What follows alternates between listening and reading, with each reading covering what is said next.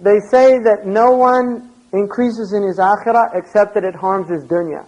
And no one increases in his dunya except that it harms his akhirah. By the nature, because they're two opposites. So increase in one is decrease in the other. Now this does not mean wealthy people automatically you assume that,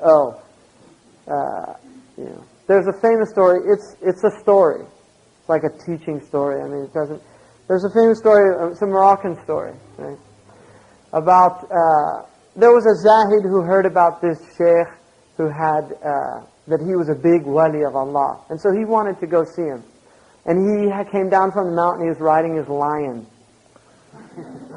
And he gets there, and the Sheikh lives in a big palace. And he said, this is so-and-so's house? And he's shocked because he lives up in a cave.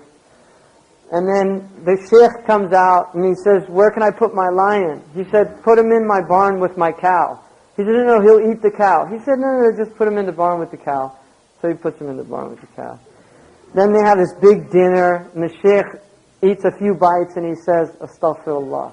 This is so luxurious. He said, I live on water and dates.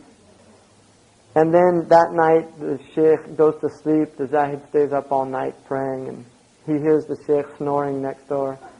He's completely shocked about it. He decides the next morning after Fajr, he's just leaving. So he goes to get his lion. He goes in, and the cow ate the lion. So he says to the man, where's my lion? He said, your lion's just like you. It's all outward. You see. And he said, and you thought my cow was a harmless cow, but he was a lion inside. Anyway, the point of that story is, you have to be very careful because outward appearances can fool people.